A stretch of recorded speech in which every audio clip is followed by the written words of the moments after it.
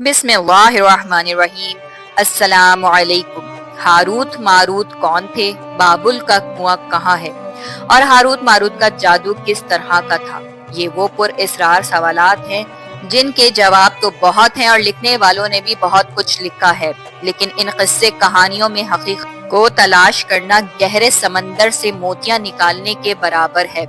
Harut Marut کے مطابق بنیادی طور پر دو طرح کی روایتیں ملتی ہیں، ایک وہ جو قرآن و حدیث اور تابعین کے اقوال میں موجود ہے، اور دوسری وہ جو توریت و انجیل اور اسرائیلی روایتوں میں آتی ہیں، جبکہ ان اسرائیلی روایتوں کو بیشتر علماء اور مورخین نے تائید کی ہے۔ اس ویڈیو میں ہم ان دونوں طرح کی روایتوں اور واقعات کو مکمل پیش کریں گے۔ روایتوں کے مطابق حضرت ادریس علیہ السلام کے زمانے میں ایک مرتبہ آسمان اور زمین کے درمیان سے پردوں کو ہٹا دیا گیا تھا، تو فرشتوں نے زمین میں آباد انسانوں کو دیکھ کر تعجب کیا اور بولے، یا رب، ہم تو گناہ کے قریب بھی نہیں جاتے، جبکہ یہ بنی آدم گناہوں میں اتنے مبتلا ہیں کہ اگر ہم ان کی جگہ ہوتے تو کبھی تیری نافرمانی نہ کرتے۔ اللہ تعالیٰ نے ارشاد فرمایا، انسانوں کو غصہ اور شہوت دی گئی ہے، اگر یہ چیزیں تمہیں دی جائیں تو تم بھی اسی طرح کے گناہ میں ملوث ہو جاؤ گے، لیکن فرشتوں نے کہا، ہم ایسا ہرگز نہ کریں گے۔ لہٰذا اللہ کے حکم سے فرشتوں نے اپنی جماعت میں سے دو بہترین اور اطاعت گزار فرشتوں کو چن لیا، جن کا نام ہاروت اور ماروت تھا۔ اللہ تعالیٰ نے ان دو فرشتوں میں انسانی فطرت اور شہوت ڈال کر دنیا میں بھیجا۔ وہ شہر بابل میں دو خوبصورت انسان بن کر آئے اور قاضی کے کام پر مقرر ہو گئے، جہاں وہ لوگوں کے درمیان فیصلہ کیا کرتے تھے۔ ایک دن ان کے پاس ایک عورت اپنا مقدمہ لے کر آئی اور کہا کہ اس کا شوہر اسے بہت پریشان کرتا ہے۔ ہاروت ماروت نے جب اس عورت کو دیکھا تو وہ اس کی خوبصورتی اور حسن سے مرعوب ہو گئے اور اس پر عاشق ہو گئے۔ انہوں نے اس عورت سے زنا کی خواہش کی تو عورت نے ان سے کہا، تمہاری یہ خواہش میں تبھی پوری کروں گی جب تم بت کی پوجا کرو گے، شراب پیو یا میرے خاوند کو قتل کر دو۔ ہاروت و ماروت نے شراب نوشی کو چھوٹا گناہ سمجھ کر پی لیا اور نشے کی مستی میں دو اور گناہ کبیرہ کر بیٹھے۔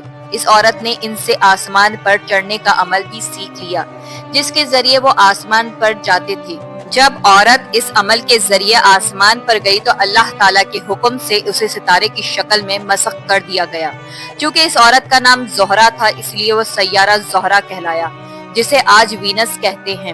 اس گناہ کی وجہ سے ہاروت و ماروت خود وہ اسم اعظم بھول گئے جسے پڑھ کر وہ آسمان پر جاتے تھے، اور بطور سزا انہیں بابل کے ایک کنویں میں الٹا لٹکا دیا گیا، جہاں وہ تا قیامت یوں ہی قید رہیں گے۔ یہ ایک اسرائیلی روایت ہے جسے امام ابن کثیر اور فخر الدین رازی جیسے مفسرین افسانہ اور من گھڑت کہانی قرار دے کر سختی سے رد کر دیتے ہیں۔ وہیں امام سیوطی جیسے علماء اس روایت کو مستند مانتے ہیں۔ ہاروت و ماروت بابل کے سلسلے میں ایک اور روایت کثرت سے بیان کی جاتی ہے، جس کے مطابق ایک زمانہ ایسا تھا جب شہر بابل روئے زمین پر تہذیب و تمدن کا مرکز تھا۔ یہاں کے لوگ باطل خدا کی پرستش کیا کرتے تھے اور یہ لوگ اپنی قسمت کو ان سے وابستہ سمجھتے تھے، اسی لیے علم نجوم اور علم فلکیات میں بڑے ماہر تھے۔ ان کے بت قدوں میں ستاروں کی پوجا کی جاتی تھی۔ یہ لوگ جادو، تنتر منتر، سفری کو بہت اہمیت دیتے اور اس علم کے ذریعے معاشرے میں خوب فساد پھیلاتے تھے۔ یہ لوگ طلسم، جادو، تنتر منتر میں بہت آگے بڑھ گئے تھے۔ ان میں بڑے بڑے جادوگر موجود تھے۔ ان کی تاریخی کتابوں میں جگہ جگہ جادو اور تنتر منتر ہی نظر آتے ہیں۔ ان کا جادو دور دور تک مشہور تھا۔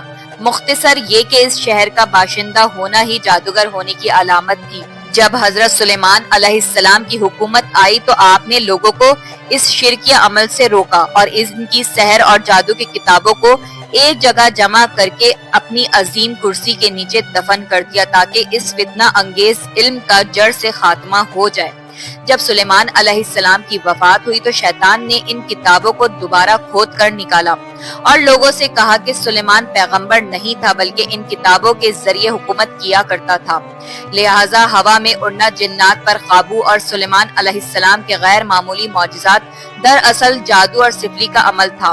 بنی اسرائیل نے اس کی پیروی کی اور ان کتابوں کو پڑھنا شروع کر دیا، لہٰذا دوبارہ یہ شر انگیز علم اس قوم میں سرایت کر گیا اللہ تعالیٰ نے سلیمان علیہ السلام پر لگائے گئے الزام اور تہمت کی نفی کرتے ہوئے سورہ بقرہ میں فرمایا ہے، اور انہوں نے اس چیز کی پیروی کی جو شیطان سلیمان کی بادشاہت کے وقت پڑھتے تھے، اور سلیمان نے کفر نہیں کیا تھا لیکن شیطانوں نے ہی کفر کیا۔ لوگوں کو جادو سکھاتے تھے، اور اس چیز کی بھی جو شہر بابل میں ہاروت و ماروت دو فرشتوں پر اتارا گیا تھا، اور وہ کسی کو نہ سکھاتے تھے جب تک یہ نہ کہہ دیتے کہ ہم تو صرف آزمائش کے لیے ہیں، تو کافر نہ بنو۔ لہٰذا جب یہ سحر کا علم بابل میں عام ہو گیا اور لوگوں کی تکلیف اور پریشانی کا باعث بن گیا، تو اللہ تعالیٰ نے دو فرشتوں کو انسانی صورت میں مامور کیا کہ وہ جادو کے عوامل اور اسے باطل کرنے کا طریقہ لوگوں کو سکھائیں، تاکہ وہ جادوگروں کے فساد اور شر سے محفوظ رہ سکیں۔ لیکن یہ تعلیمات غلط مقصد کے لیے بھی استعمال ہو سکتی تھی، حالانکہ وہ فرشتے لوگوں کو تنبیہ کرتے تھے اور ان کے لیے سرہن کہتے تھے کہ تمہارے لیے ایک طرح کی آزمائش ہے، لیکن پھر بھی وہ لوگ ایسے کاموں میں پڑ گئے جو انسانوں کے لیے ضر اور نقصان کا باعث تھا۔ بعض عربی داستانوں میں اس کنویں کا ذکر بھی ملتا ہے جہاں کئی لوگ پہنچے اور ہاروت اور ماروت سے ملاقات کر کے جادو کا علم بھی سیکھا، جبکہ بعض مورخین کا کہنا ہے کہ عراق کے شہر ہلا کے قریب ایک کھنڈر میں موجود قدیم کنواں ہے جہاں سے بابل کی سرحد شروع ہوتی تھی، یا اس کنویں کو ہی چاہے بابل قرار دیتے۔ بہرحال اس واقعے سے یہ سبق ملتا ہے کہ سفلی اور جادو ایک شرکیہ عمل ہے، مگر یہ کہ اس کا استعمال فساد اور شر پسندی کے خاتمے کے لیے کیا جائے۔